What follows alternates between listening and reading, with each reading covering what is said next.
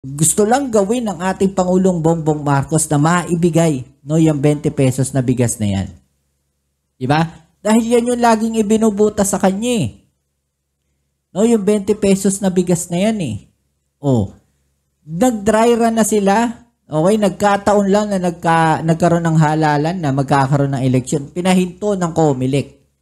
No, ngayon, ginamit nilang angulo yun. No, yung pagpapahinto na yun ng COMELEC. Diba? Hindi niya alam. Hindi ba niya alam? Hindi niya? Lutang ba siya? Ano to? No? Si ano na rin ba to? Si BP Leni Robredo na rin ba to na sinasabihan nila dating lutang? Ganon? Grabe naman. Diba? Hindi nila alam kung ano yung sinasabi na nila. Diba? Yung mga paninira nila sa gobyerno, puro na lang ganon, paulit-ulit na lang. Lahat ng gagawin ng gobyerno para sa kanila, no, ay mali. At ang lahat ng gagawin nila, yun lang ang tama. No, yun lang ang nakikita nilang tama, yung gagawin nila. Pero lahat ng gagawin ng gobyerno para sa kanila ay mali.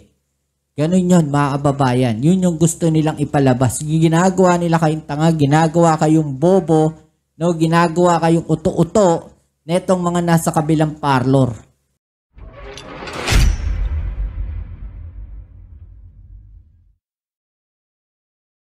Hey, what's up? Welcome back dito sa ating channel dito sa Mobs TV. Alright, so tayo nagbabalik muli mga kababayan, no? At ngayon pag-uusapan natin ang isang balita na kung saan ay maraming mga kababayan natin, mga kababayan, no? Ang talaga namang nawindang mga kababayan. Grabe, no? Matapos nga po, no, merong isang interview na napanood tayo kay Sir, I think kay Sir Christian Esguerra po yun, no? Na kung saan sinasabi nga na parang ang ating Vice President Sara Duterte, no, nung in-interview ni Sir Christian Esguerra, lutang daw mga kababayan. At eto naman ngayon, si Sir Ramon Tulfo, no, ay sinasabi naman na ang ating Vice President, no, ay certified naman daw na baliw.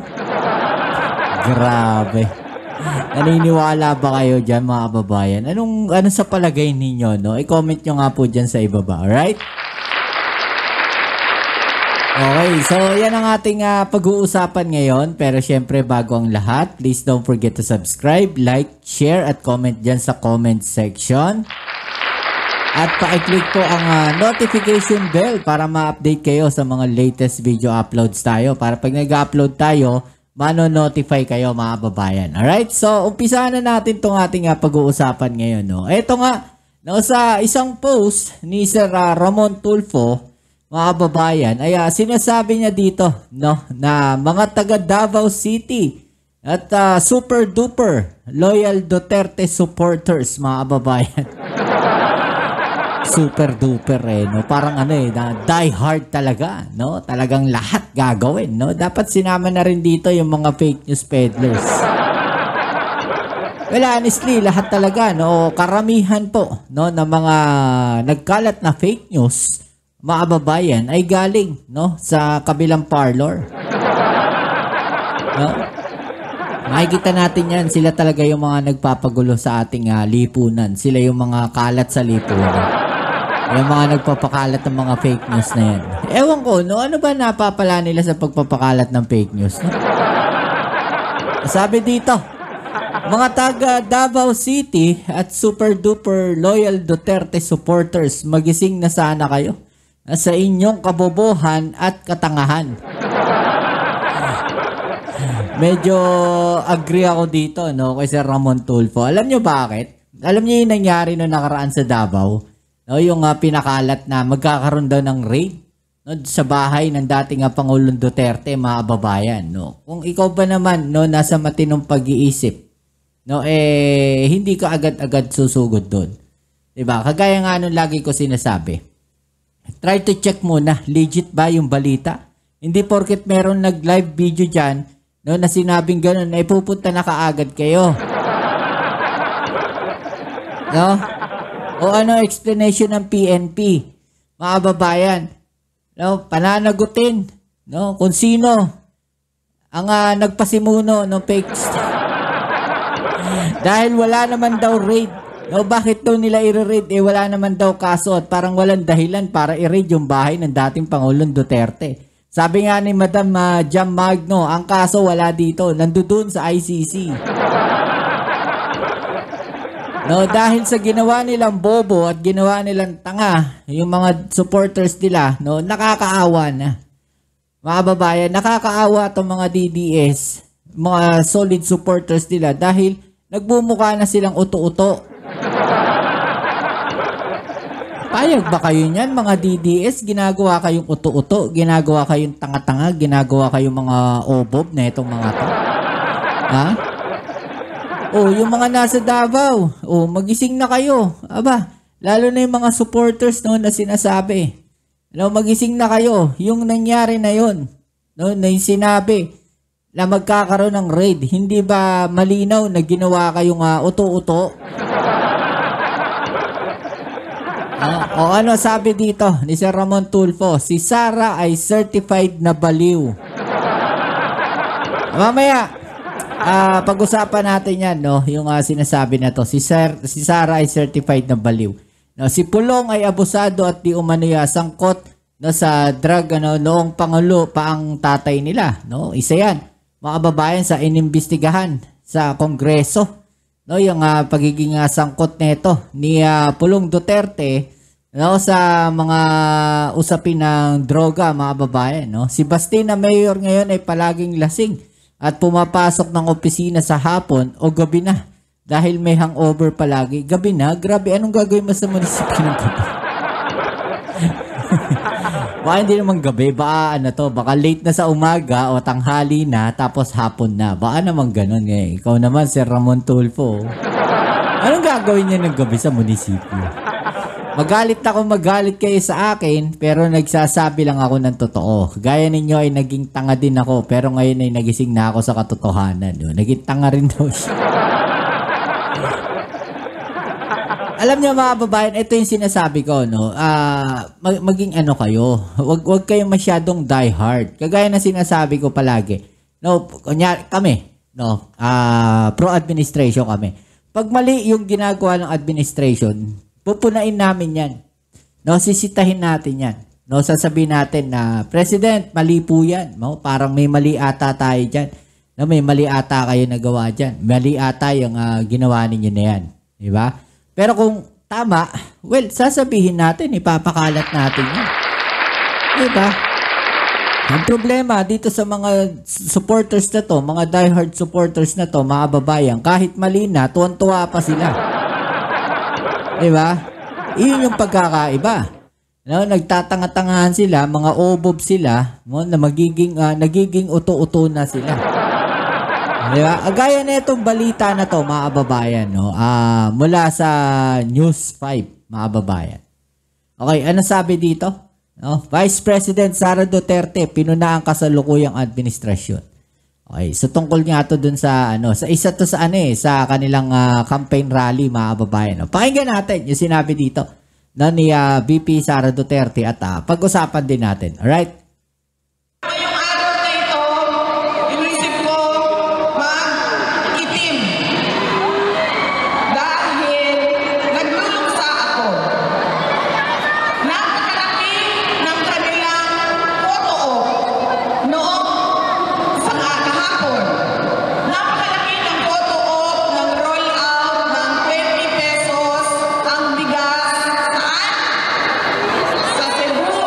Okay, so paano nyo nasabing gaano napakalaki ng photo op? No? Gaano kalaki yung sinasabi? Gumawa ba ng Gumawa ba ng malaking tarpaulin sa kalsada? No? Nilagay ba sa billboard? No? Isinabit ba sa gilid ng building yung tarpaulin ng 20 pesos na bigas? Ha? Ngayon, iisipin ngayon ng mga obob, ng mga DDS, uy, no, masyado nilang ina-highlights yung 20 pesos na bigas. Kung hindi ka nakakaintindi at aanga-anga ka, no, at uuto-uto ka, no, iba yun papasok sa isip mo kasi hindi mo na-analyze. Di ba? Wala nakapokus ka dun sa sasabihin nilang paninira at pagtira, no, sa ating administrasyon, sa ating Pangulong Bongbong Marcos. Nakafocus ka kung paano babanatan, no, ni VP Sara Duterte yung magandang ginagawa ng ating gobyerno. Doon nakapokus ang isip ninyo. 'Di ba? Pero kung open-minded kayo at hindi kayo nakapokus doon sa sasabihin lang niya kung paano niya sisirain, no, o sisiraan ang proyekto ng ating Pangulong Bongbong Marcos, kung paano niya babanatan, no, kung paano niya titirahin ng administrasyon, no? Magiging malawak yung isipan ninyo. Maiisip ninyo, ano ba ibig niya sabihin doon sa napakalaking photo ops? No? Nasaan? Nagpa-print ba? No, nagpicture, nagpa-print, kinabit ba sa building? Ganon, pinagawa ng billboard? Ikinalat sa EDSA? Ikinalat sa mga highway yung mga pictures? Diba? Kung ikaw, aanga-anga ka, pag sinabing malaking photo ops, no, isipin mo ganon. O, may kinabit ba? Meron ba? Diba? Naging uto-uto ka na naman. Pag-uusapan natin, no, paano naging lutang at paano naging certified daw itong si VP Sara Duterte. Ito, inisip ko, mag-itim. Dahil nagluluksa ako. Napakalaki ng kanilang photo-op. Anong koneksyon, no, mga babayan, nung pagsusuot niya ng itim na sinasabi niya, nagduluksa siya doon sa photo ops? Anong connection? Anong connect? Sa kahapon, napakalaki ng photo op ng roll out ng 20 pesos ang bigas. Saan? Sa Cebu. Tapos, anong balita ngayong araw na ito? Wala na ang 20 pesos na bigas. Bakit nawala yung 20 pesos na bigas? Kung ikaw aanga-anga ka, maniniwala ka. Kung hindi ka nakikinig ng balita, kung hindi ka nanonood ng balita, ano nangyari, no? Ay, siguro nga, tama yung sinasabi ni VP Sara Duterte, no? Ginagamit lang, no? Sa politika, no? Inano lang, pinakita lang, ganun lang. Explain natin yan, mga babayan, no? Bakit nga ba ganun yung nangyari doon? Uunahan ko na tong balita na to, no? Kasi sigurado doon tumabagsak eh.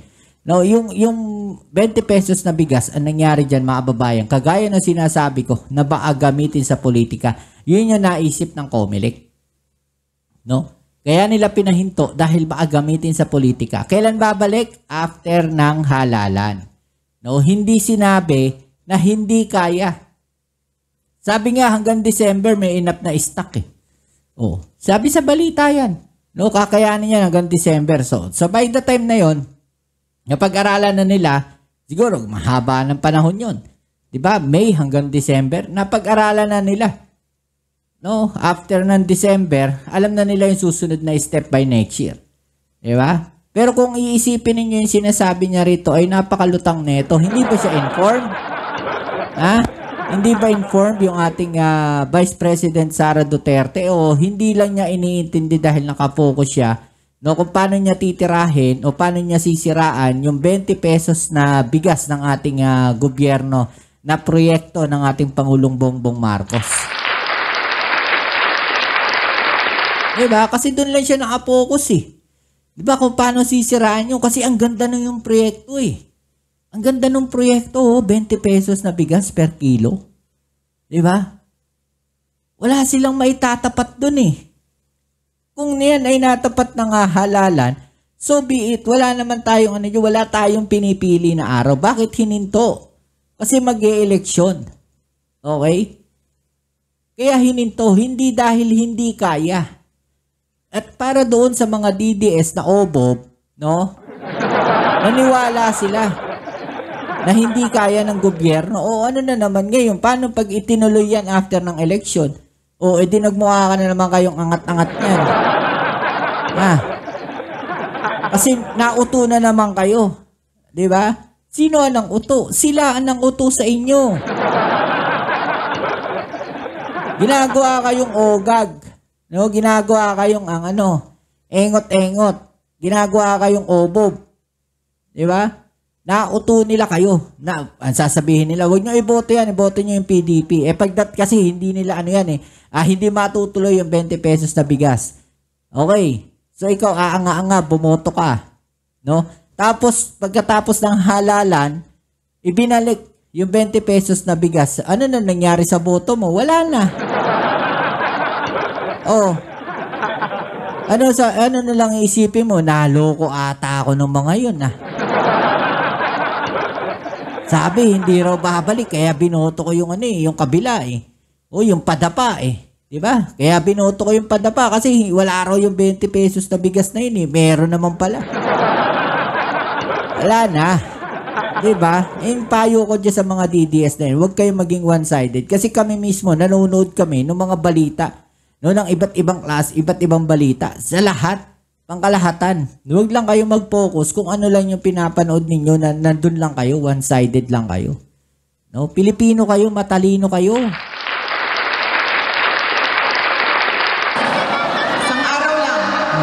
Isang araw lang daw. Kung di ba naman lutang talaga to Ganyan ang klase ng pamahalaan natin ngayon. Pinaglalaroan nila ang mga mahihirap. Kaya tayo, kapag pumili tayo ng kandidato ngayong darating na eleksyon, tanungin natin, ano ba ang pangako nito noon na ibinigay niya? Tama, tanungin natin ano ba ang pangako nito noon na ibinigay niya, okay? O ano ba ang mga pangako nito na kahit isa man lang hindi nakita ng taong bayan? Hindi pwede na dahil tayo ay natuwa, tayo ay pinantahan at sinayawan, automatic na ang boto natin. Oo nga, wag nyo iboboto, no? Yung ganun, yung kumakanta lang. Alam, may nanalong ganun na senador, no? Yung kumanta lang, tapos nagpapogi lang, nanalo. Nag-number 1 pa. Oh, di ba? Ako, di ko binoto yun Di ba? Kayo, binoto nyo ba? Ako, di ko binoto yun. Honestly. No, kahit pa in-endorse siya, hindi ko siya binoto.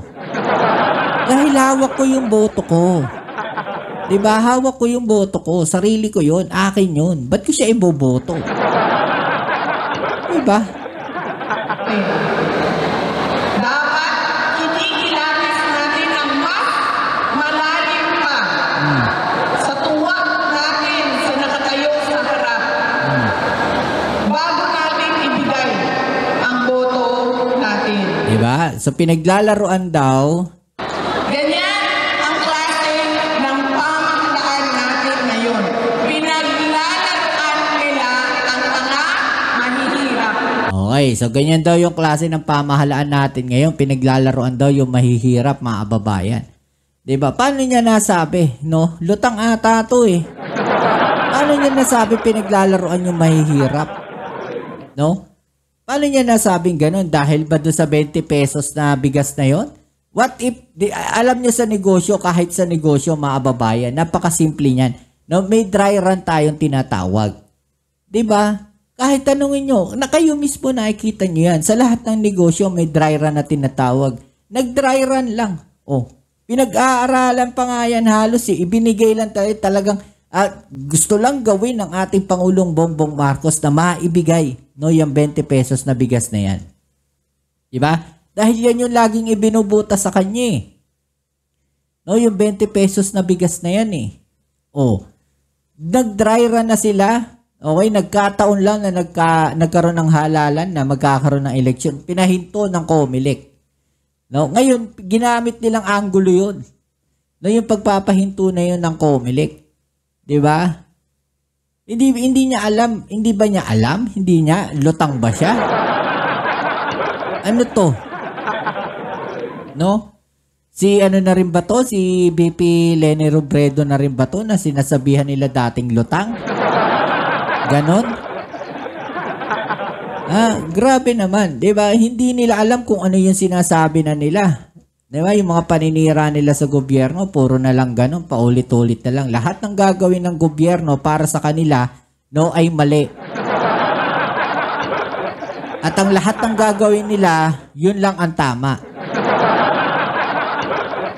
No, yun lang ang nakikita nilang tama, yung gagawin nila. Pero lahat ng gagawin ng gobyerno para sa kanila ay mali. Ganun yun, mga kababayan. Yun yung gusto nilang ipalabas. Ginagawa nila kayong tanga, ginagawa kayong bobo, no, ginagawa kayong uto-uto netong mga nasa kabilang parlor.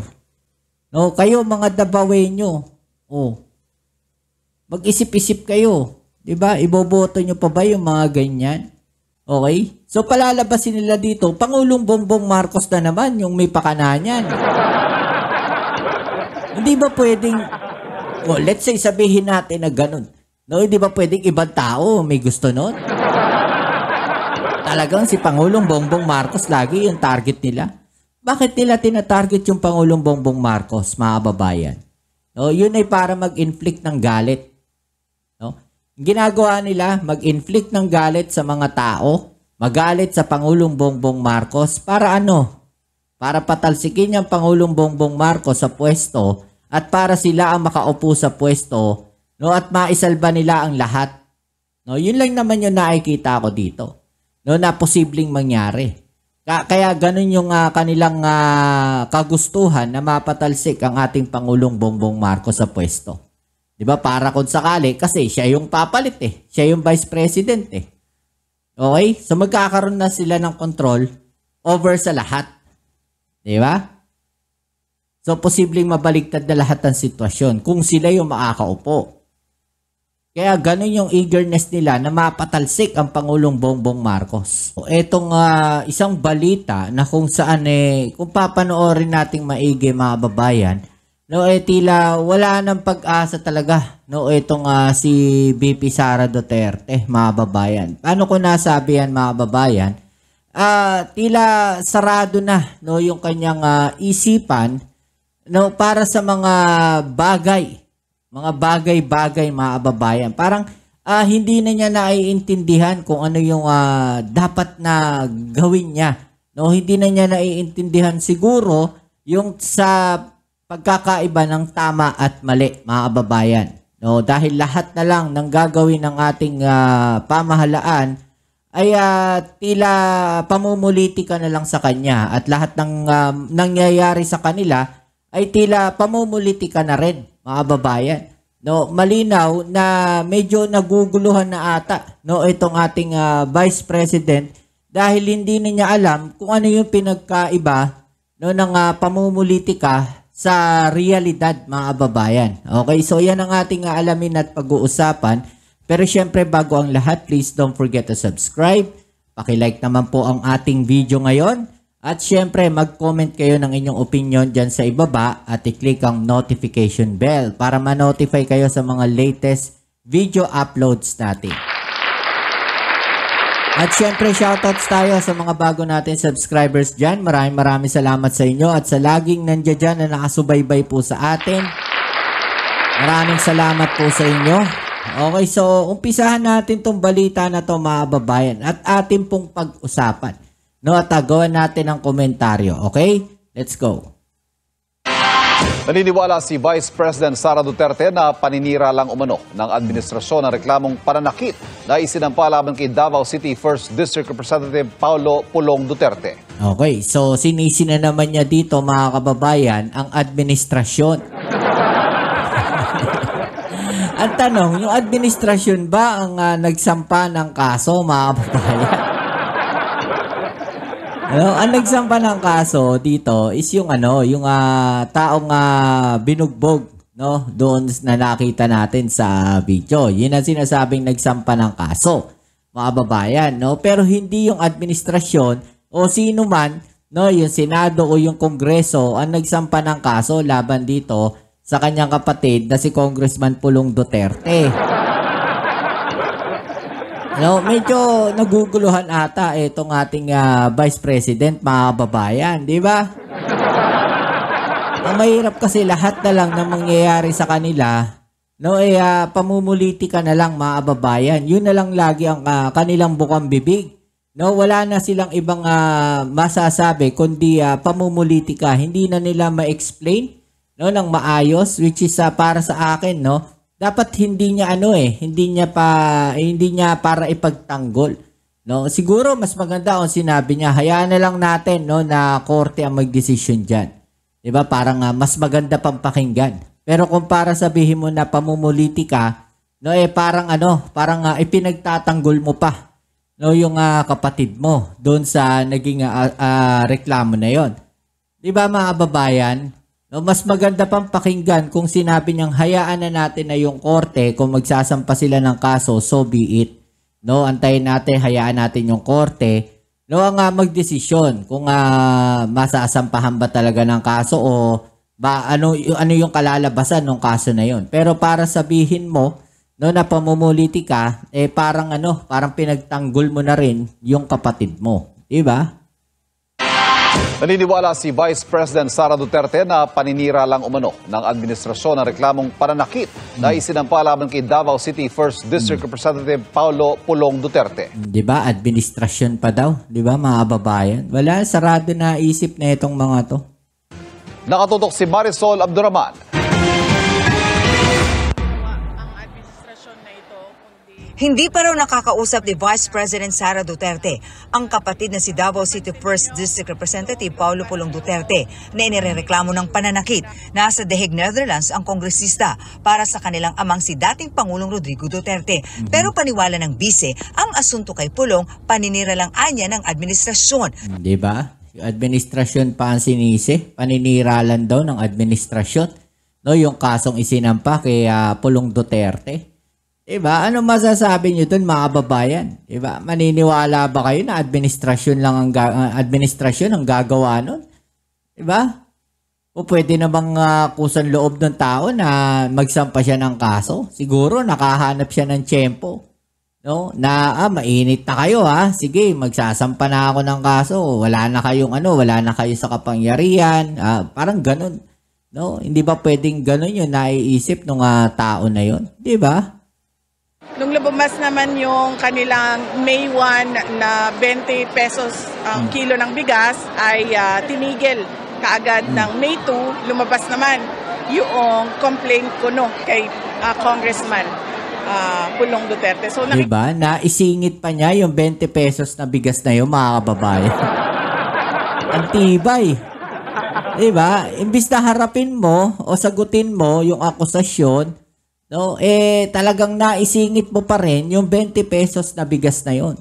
No, talagang ginagawa nilang issue yun, mga kababayan. No? Imbis na matuwa siya, no, na may ginawang gano'n ang ating gobyerno, no, kung siya ay talagang vice presidente, no, na ang iniisip niya ay ang mga kababayan o ang sambayan ng Pilipino, no, dapat matuwa siya.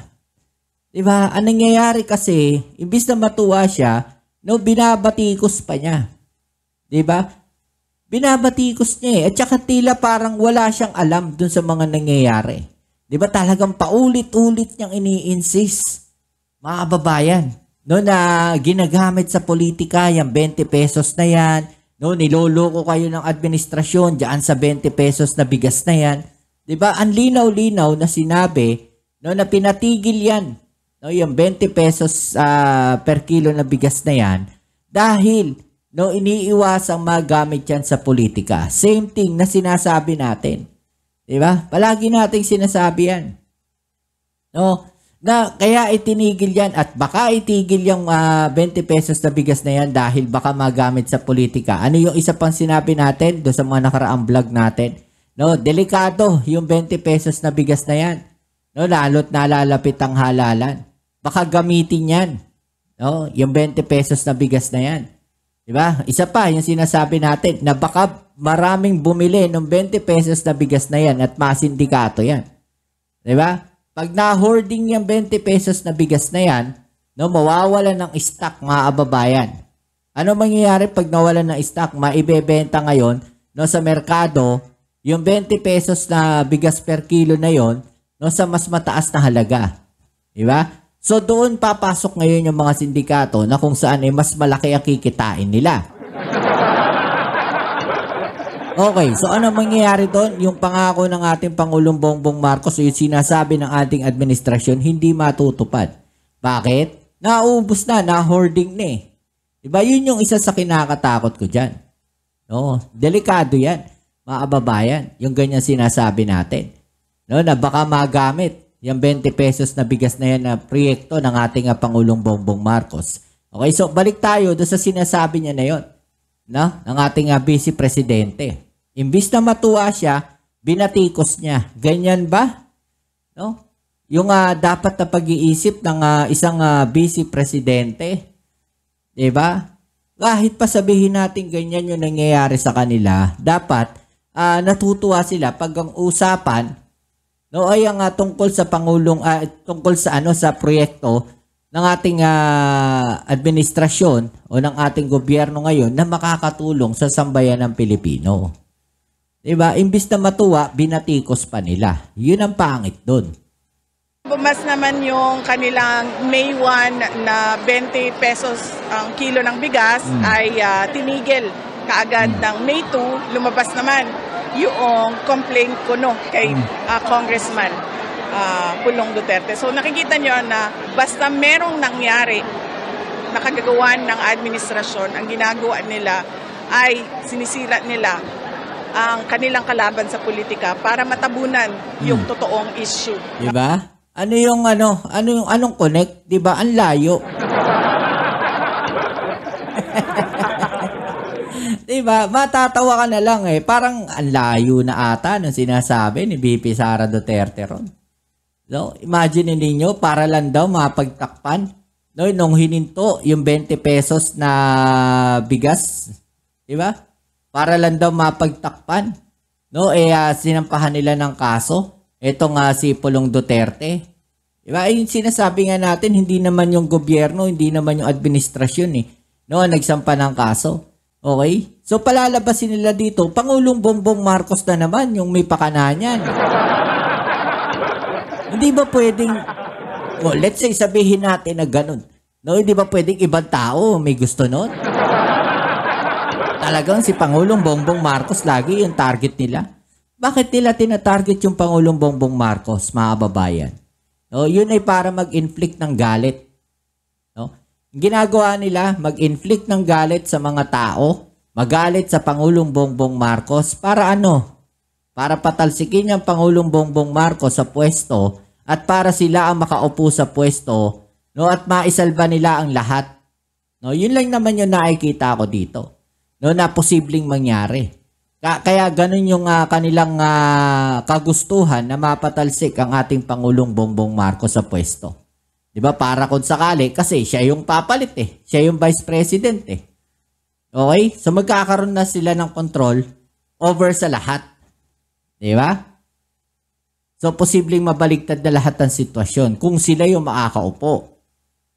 Kaya ganun yung eagerness nila na mapatalsik ang Pangulong Bongbong Marcos. 'Di ba? Ganun lang naman yun, mga kababayan. Nakita na natin yung senaryo na yan. Nakita na natin dati yan. Hindi pa ba natuto ang mga kababayan nating iba dyan? Hindi nyo pa ba nakikita na nauuto na kayo? Bayan. Sinubukan namin kunin ang reaksyon ng Malacanang pero bukas na raw sila sasagot. Naharap si Pulong sa mga reklamong physical injuries at grave threat na inihain ng negosyanteng si Cristian John Patria sa Department of Justice. Ang PNP, iginiit sa isang pahayag na wala silang hawak at hindi sa kanila galing ang anumang kumakalat na CCTV footage na muna may kaugnayan sa insidenteng kinasasangkutan ni Duterte. O, di ba? Yung mismong PNP, umamin na rin. No, na wala sa kanilang custody yung CCTV footage. 'Di ba na sinasabi na 'yun? O, ibig sabihin mas nauna pa sa media at sa mga vlogger lumabas 'yun. Tapos ang sisisihin nila yung administrasyon. 'Di ba? Sisisihin nila yung Pangulong Bongbong Marcos doon sa nangyaring insidente na 'yon. No, sa nagsampa ng kaso na 'yon, yung Pangulong Bongbong Marcos na naman ang sisisihin nila. No, parang tila ang labo naman ata nun. Lahat na lang na mangyayari sa kanila, Pangulong Bongbong Marcos ang sisisihin nila. Diba? Hindi rin daw sila ang naglabas ng affidavit ng complainant laban kay Pulong. Itinanggi ng PNP ang anumang kaugnayan sa pagkalat ng affidavit ng complainant na lumabas na rin sa social media at iba pang platforms. Okay? Hindi ito galing sa PNP at wala kaming opisyal na papel sa pagpapalaganap ng nasabing dokumento. Diba mga kababayan? Tapos sisisihin ka agad nila yung administrasyon. Oh.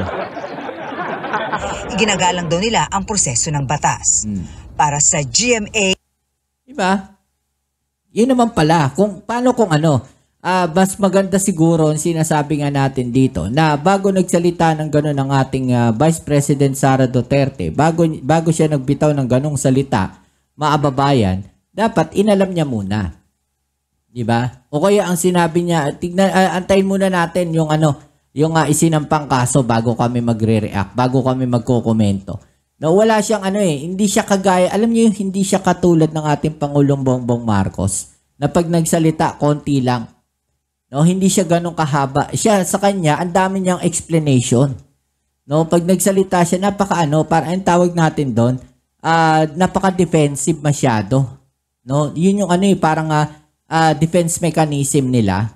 It's either sagutin nila yan, o manahimik sila, or defensive yung strategy nila. Yung parang masyado silang nag-overreact sa isang bagay o sa isang tanong sa kanila at maninisi na kaagad sila ng ibang tao. Magtuturo na kaagad. Diba? Parang ang pangit yan para sa ugali ng isang Vice President. Diba? Nire-respeto natin ang Vice President ng Pilipinas. Nire-respeto natin si VP Sara Duterte.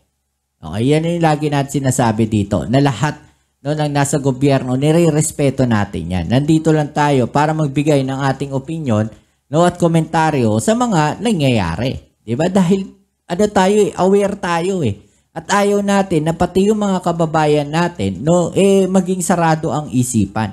Ang gusto natin lahat tayo maging aware sa mga nangyayari. Diba? Huwag tayo maging partisan. No, nandito lang tayo sa isang side na nakapanig. Huwag ganun. Pangit yun. Okay, so kayo, anong masasabi niyo dyan mga kababayan? Itong ating pag-uusapang balita ngayon mga kababayan ay siguradong ikaka-high blood na naman ng mga DDS at ni VP Sara Duterte mga kababayan.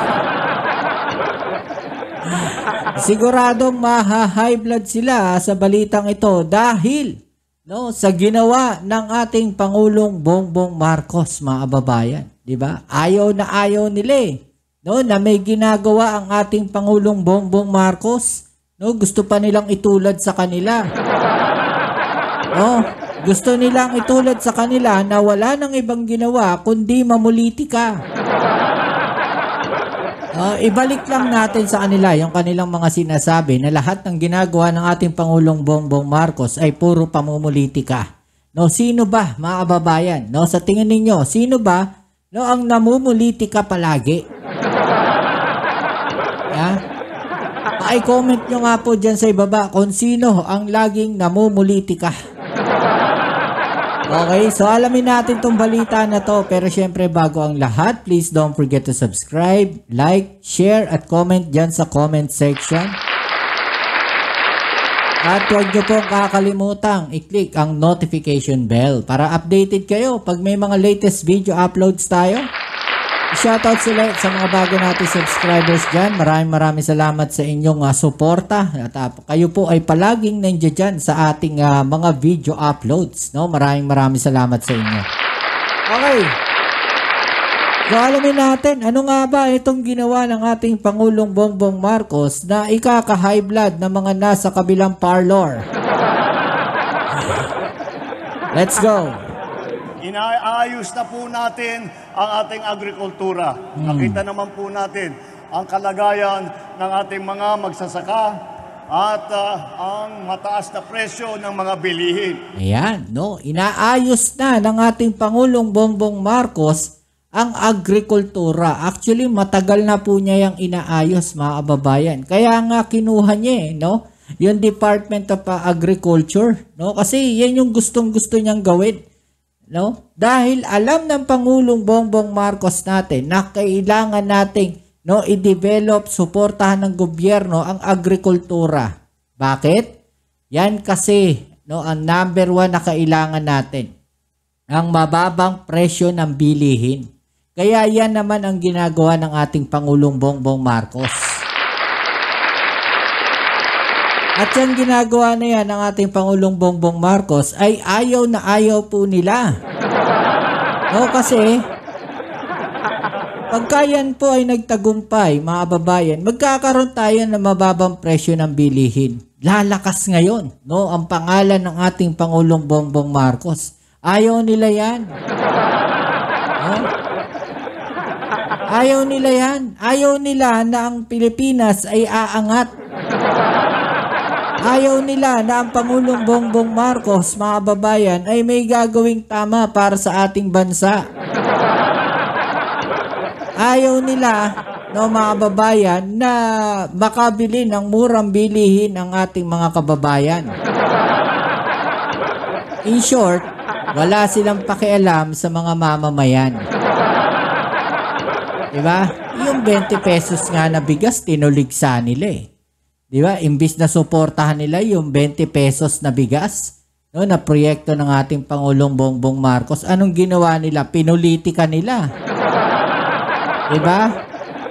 Doon nabalitaan na i-release yung 20 pesos na bigas. Anong sabi? Siniraan. Diba? Siniraan nila.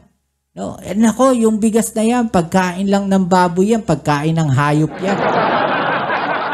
Ito ay malinaw, mga kababayan, ang pagpapakita na sila, no, ay walang pakialam, no? Kung masaktan man yung mga taong nasa baba. Wala silang pakialam kung masaktan ang damdamin ng mga magsasaka. Yung mga local farmers natin, wala silang pakialam dyan kung masaktan yung damdamin ng mga yan. No? Sila yung nagtatanim eh. Diba? So, yung para sabihin nila na yung 20 pesos na bigas na yan na binibenta ng NFA, no, sino ba nagtanim yan? Diba? Yung mga kababayan nating magsasaka. Parang sinabi nila na walang kwenta yung mga tanim ninyo. No? Parang ganun yung kanilang sinasabi, mga kababayan. Napakasakit nun.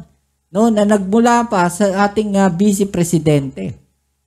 After nun, nirelease yung proyekto. No? Nirelease yung 20 pesos na bigas. Diba? Anong sabi nila? Nung hininto ng COMELEC, nako, isang araw lang yan. Niloloko lang kayo ng gobyerno. Inulitika na naman nila. Hindi nila alam, no, hindi ba sila nanonood ng balita o talagang wala na silang pakialam o nagbibingi-bingihan na lang sila. No? Na ang sabi, para hindi magamit, no, sa pangangampanya sa politika, yung 20 pesos na bigas, ihinto muna natin. Ibalik natin yan after election. Nagawa na naman nila ng issue yan. Eh so, yun daw talaga, hindi raw talaga kaya ng gobyerno na nakita ng gobyerno na gano'n. Di ba? Paano ba naman mag-isip yung Vice Presidente na yan? Again, ang tinutuligsa natin dito, hindi po yung tao, mga kababayan, no? Kundi yung mga ginagawa nila, yung mga action nila, yung mga sinasabi nila. No? Kung may gagawing mali ang ating gobyerno, sisitahin ko rin yan. Diba? Kasi mahal natin yung Pangulong Bongbong Marcos. Ayaw natin siya magkamali sa kanyang mga ginagawa. Diba? Kaya dapat lang, no, na sitahin natin yung Pangulong Bongbong Marcos para maitama. Diba? Pero hindi para tuligsain yung pagkatao niya. Hindi para babuyin, hindi para murahin yung Pangulong Bongbong Marcos dahil Pangulo yan eh. Diba? Ipakita natin yung respeto natin sa kanya. Eh yung mga nasa kabila, mga walang respeto yan eh. Mga bastos yan eh. Diba? Kaya't kailangan po natin ayusin. Ngunit, ang nadatnan po namin ay ang isang agrikultura na napakahina po. Ngayon, mahina daw yung nadatnan niyang agrikultura. Sino ba yung mga nilagpasan na administrasyon na yan? Oh, wala akong sinabing specific ha. Sino yung mga nilagpasan ng administrasyon na yan? Sino yung mga nauna? Diba? Sabihin natin hindi lang yung dating Pangulong Duterte. No? Sabihin natin yung mga nauna pa sa kanya. Pinabayaan yung sektor ng agrikultura. Anong ginawa ng ating Pangulong Bongbong Marcos? Pinalalakas. No? Tinututukan yung sektor ng agrikultura. Yun yung ginagawa ng ating Pangulong Bongbong Marcos. Diba? Kaya ginagawan po namin ang paraan. Mula po sa nakaraang 2 taon, nakapagpatayo na tayo ng 150 na rice processing plant. Grabe, no? 150 na rice processing plant ang pinatayo ng ating Pangulong Bongbong Marcos.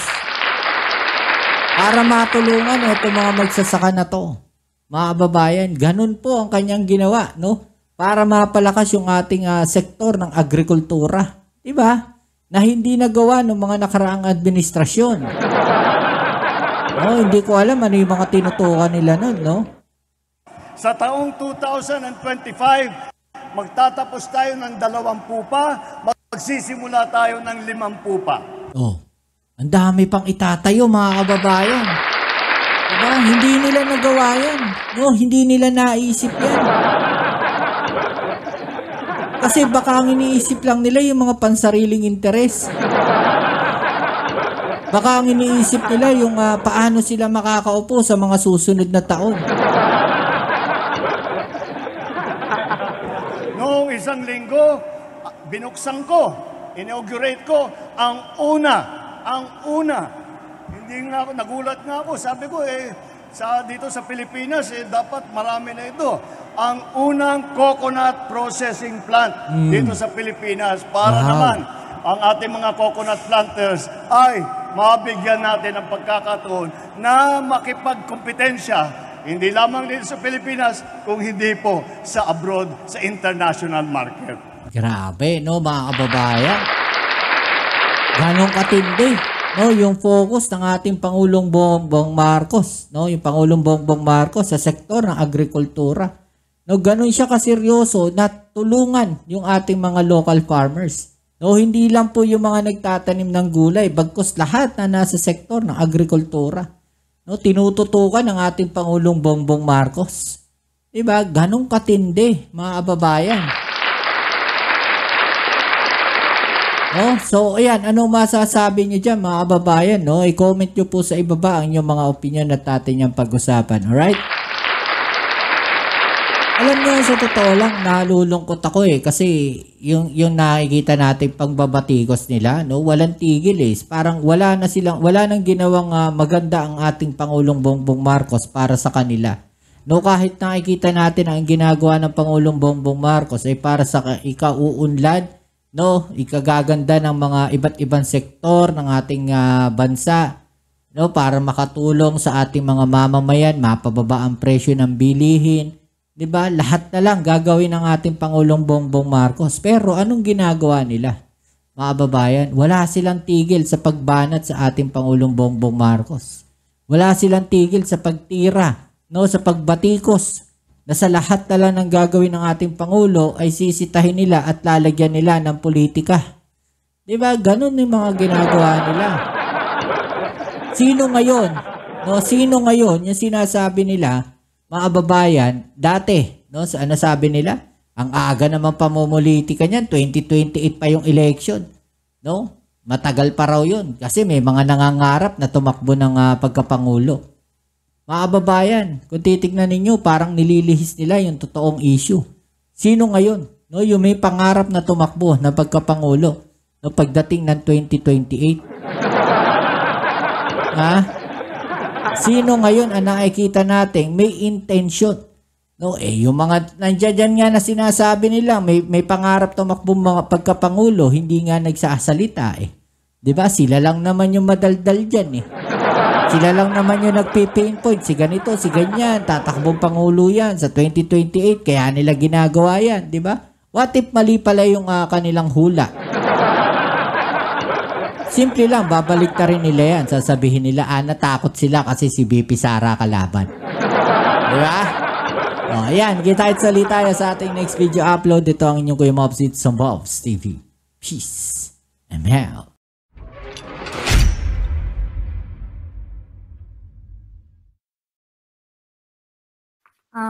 In a recent interview, Vice President Sara Duterte said every time may issue raw po against the Marcos administration, inaatake raw po ang mga kalaban. And may I read part of her quote? Merong namatay sa Amerika at nandoon sa loob ng kwarto si First Lady Liza Marcos at nandoon sa police report. Cocaine yung sinasabi nagkalat doon sa kwarto na yon, ay bigla na lang nilang hinila, kinuha, dinukot si Pangulong Duterte. Your comment po, ma'am. Sa kanya pala nang galing ang fake news. Siya pala ang source ng fake news na ito na pinapakalat. laban sa unang ginang, sa kay First Lady. Tanong natin, dapat pa bang paniwalaan ang mga sinasabi ni Vice Presidente kung sa kanya naman pala nanggagaling ang mga fake news at disinformation na ito? Good afternoon, ma'am. Ma'am, recently the Philippines achieved its highest ranking in 21 years in the World Press Freedom Index, as reported by the Reporters Without Borders. This was mainly attributed to the government's boosted efforts to address media-related threats and attacks. Your comment on this? Yes, definitely. That's good news.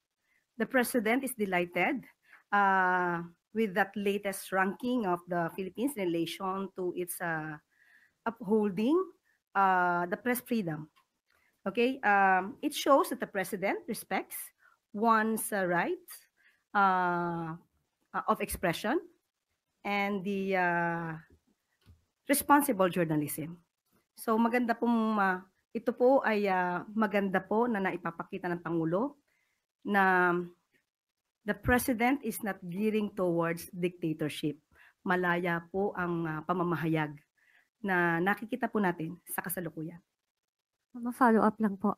How can the present administration, particularly the Presidential Communications Office and other relevant agencies, ensure that that the rights of media workers in the country are upheld and recognized? Lalo na po't kamakailan, unfortunately, may napas lang pong isang veteranong mamamahayag.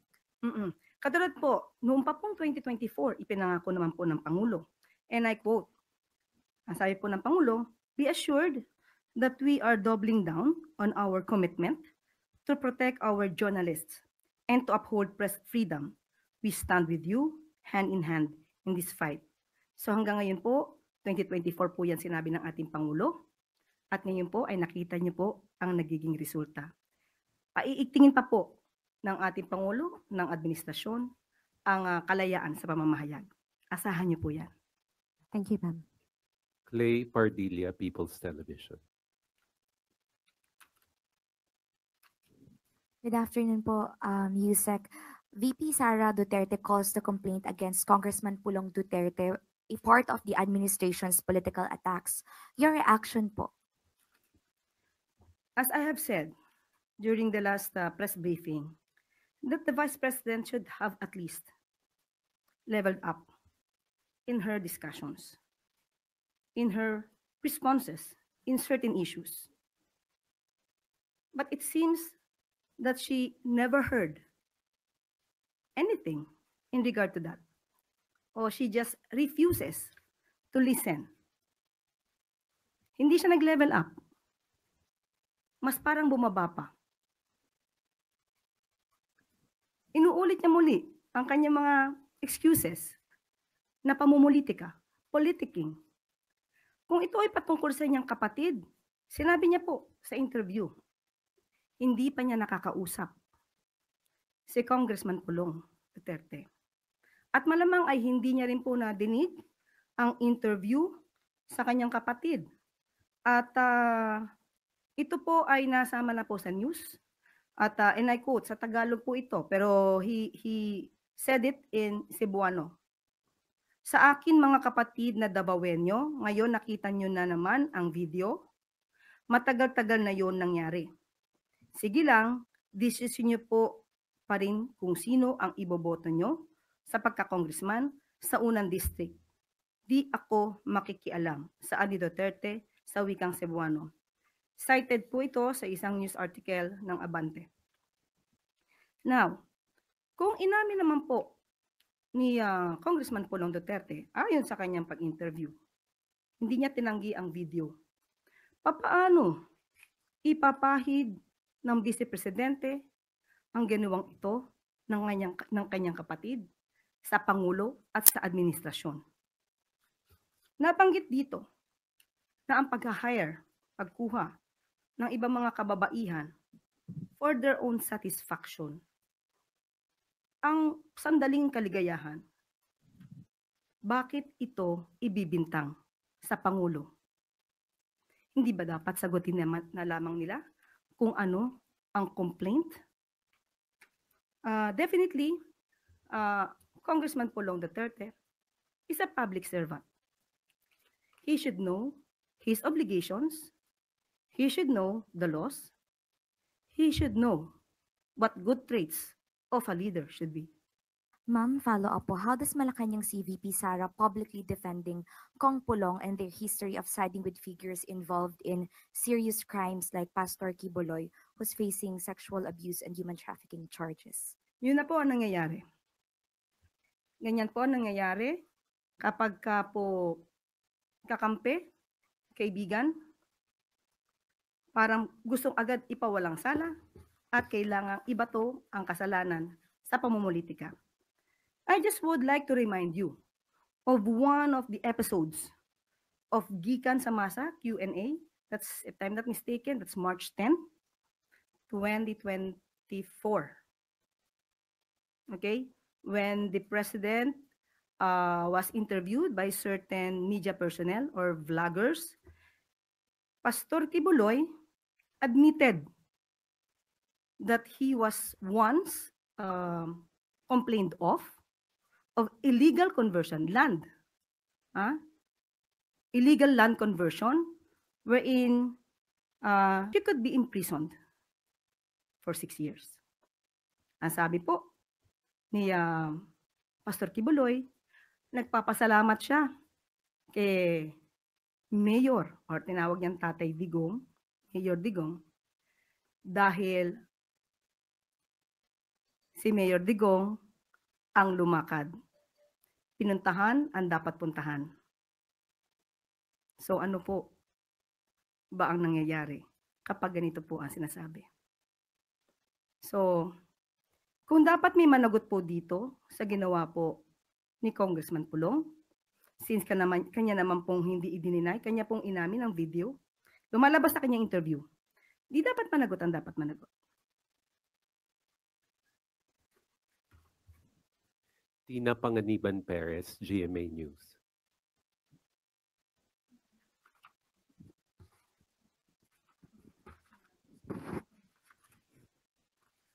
Good afternoon po, Yusek.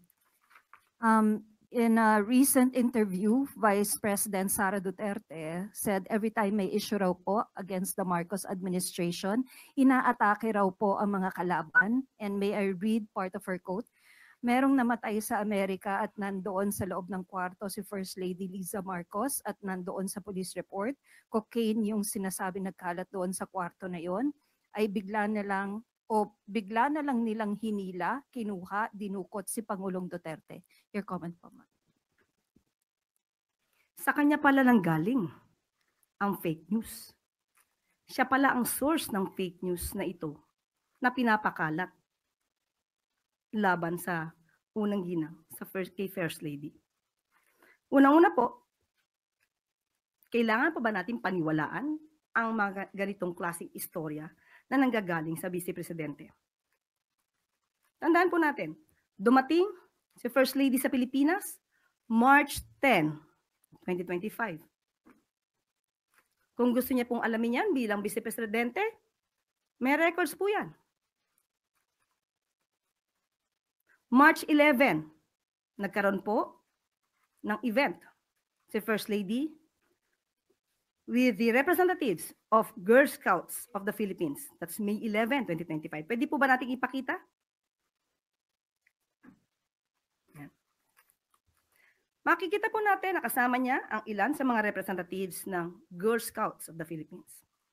Nandiyan po si Dr. Cristina Lim Yuson, National President, Mrs. Teresita Gonzalez, GSP Central Board Member, at si Mrs. Rosaline Davadilla, National Executive Director. March 11 po, nang naaresto or dinala ang dating Pangulong Duterte sa ICC. Paano po ito maiko-correlate kay First Lady? Samantalang March 11, nandito na siya sa Pilipinas, kasama ang sinabi po natin mga representatives ng Girl Scouts of the Philippines.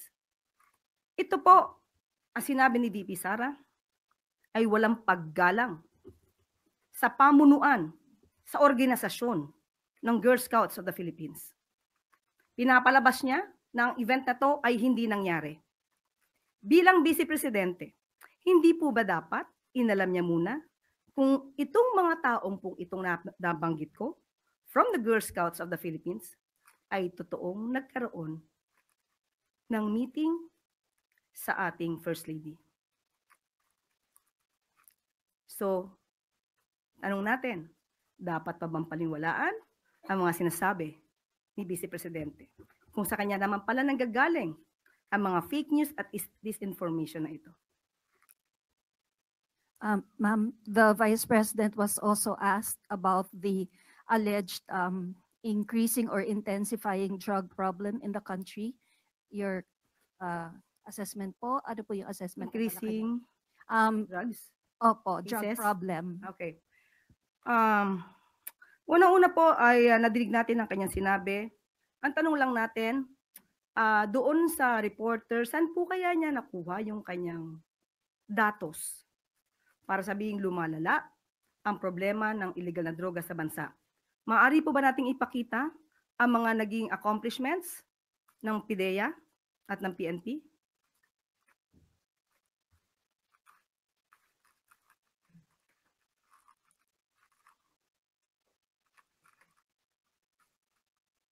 Makikita niyo po sa screen kung ano po yung mga nangyari at naging accomplishments po ng PIDEA at PNP.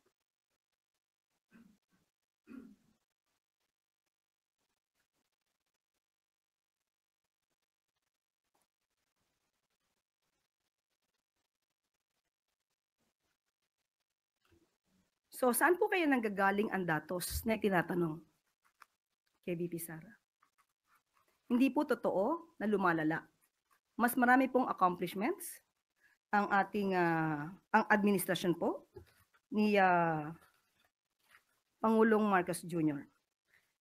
Sa katunayan, from July 1, 2022 to December 30, 2024, 94,050 anti-illegal drug operations had been conducted, which resulted in the arrest of 127,155 drug personalities and seizure of 52.49 billion pesos of illegal drugs.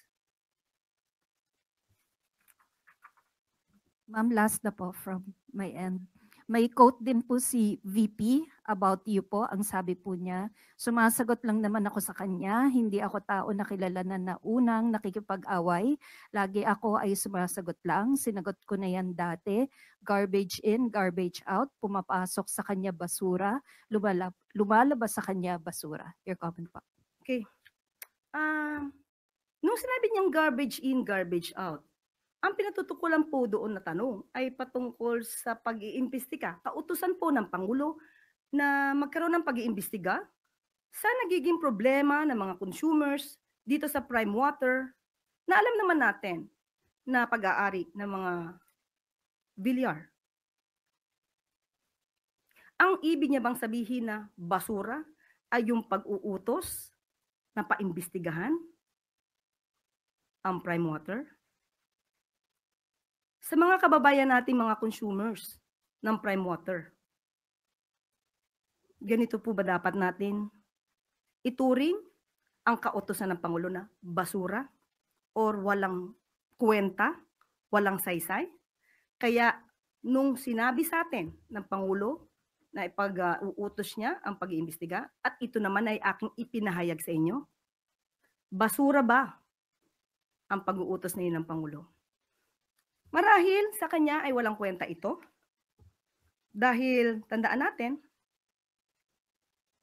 hindi niya siguro alam kung ano ang mga reklamo nationwide na ng mga consumers ng prime waters.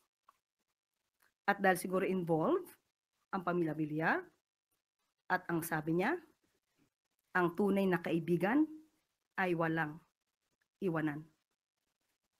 Marahil ito rin po siguro ang dahilan kung bakit hindi naman agad nagkaroon ng pag-iimbestiga sa mga hinaing ng mga consumers ng prime water sa panahon po ni dating Pangulong